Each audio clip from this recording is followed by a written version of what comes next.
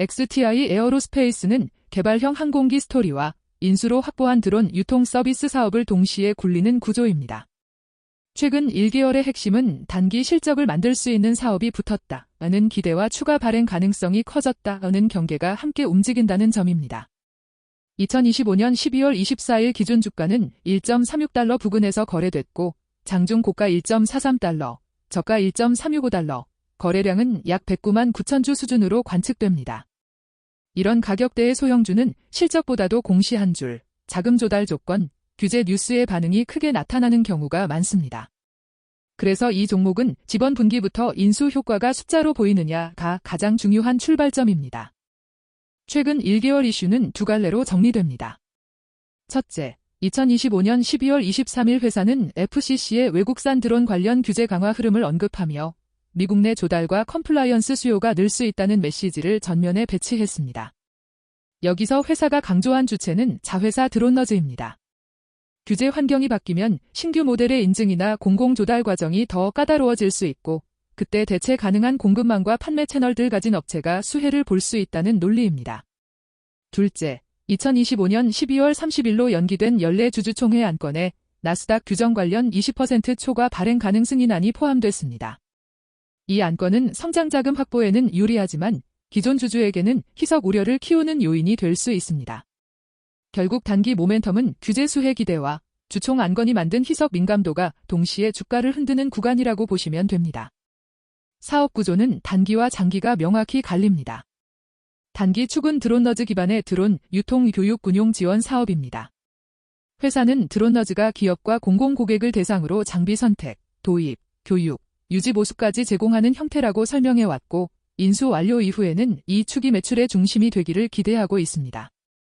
회사 설명에 따르면 드론너즈는 2024년 매출이 1억 달러 이상 수준으로 언급됩니다. 장기축은 트라이펜 600 같은 유인 수직이 착륙 항공기 개발입니다. 회사는 2027년에 유인 데모를 목표로 한다는 로드맵을 제시해왔습니다. 이 개발축은 성공 시 옵션 가치가 크지만 일정 지연과 비용 확대가 반복되면 자금 조달 압력이 커질 수 있습니다. 그래서 투자 관점에서는 단기적으로 드론너즈가 현금 흐름을 안정시키고 그 위에서 유인 항공기 개발이 진행되는 두 축의 균형이 핵심입니다. 실적과 재무는 아직 개발형 기업의 색이 강합니다.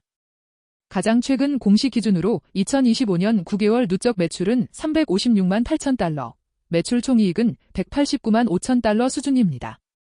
반면 비용 부담이 커서 9개월 누적 영업 손실은 3,634만 1천 달러, 순손실은 4,717만 6천 달러로 제시됩니다. 현금은 2025년 9월 30일 기준 3,219만 8천 달러이고 9개월 누적 영업활동 현금 유출은 약 3,040만 달러입니다.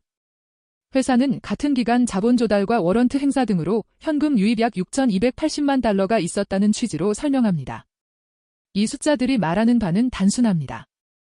손익보다 중요한 질문은 현금이 얼마나 빨리 줄어드느냐와 다음 조달이 어떤 조건으로 이루어지느냐입니다. 그리고 인수 이후 분기부터는 매출이 커지더라도 운전자본 부담과 마진 구조에 따라 현금 흐름이 흔들릴 수 있으니 그 부분을 가장 먼저 확인하셔야 합니다. 리스크의 우선순위는 희석, 통합, 개발 일정 순으로 보는 편이 안전합니다. 희석 측면에서 눈에 띄는 숫자가 이미 있습니다. 드론너즈 인수 직후 사모방식으로 2,500만 달러 규모의 자금이 들어오며 시리즈 10 전환 우선주 2만 5천 주가 주당 1,000달러에 발행된 것으로 제시되고 전환 가격은 보통주 1주당 1.492달러로 언급됩니다.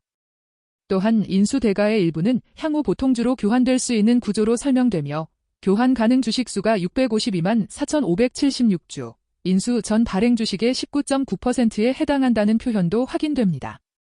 여기에 2025년 12월 30일 주총의 20% 초과 발행 가능 승인안은 자금 조달의 문턱을 더 낮출 수 있다는 점에서 시장이 민감하게 반응할 수 있습니다. 통합 리스크도 무시하기 어렵습니다. 인수 후 매출이 늘어도 재고, 채권 회수, 마진 관리가 동시에 흔들리면 현금 흐름이 악화될 수 있습니다. 마지막으로 개발 일정 리스크입니다. 유인 항공기 개발은 시간이 길고 비용이 큽니다. 일정이 늘어질수록 조달 압력과 희석 압력이 함께 커질 수 있습니다. 전망은 세 가지 그림으로 정리하시면 판단이 쉬워집니다. 첫째, 강세 시나리오입니다. FCC 규제 변화로 고객의 조달 전환이 빨라지고 드론너즈가 매출 확대뿐 아니라 영업현금 흐름 개선까지 빠르게 보여주는 경우입니다. 이 경우 시장은 개발형 회사에서 운영형 회사로 체질이 바뀐다는 내러티브를 더 높은 배수로 평가할 수 있습니다. 둘째, 중립 시나리오입니다. 규제 이슈는 존재하지만 실제 구매 전환은 느리고 인수 통합 비용과 운전 자본 부담이 남아 분기 실적이 들쭉날쭉해지는 경우입니다.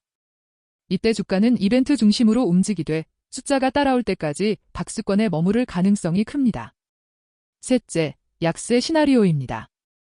규제 수혜가 제한적이거나 경쟁이 심해 마진이 약해지고 개발비와 운영비 부담이 겹치며 추가 발행이 반복되는 경우입니다.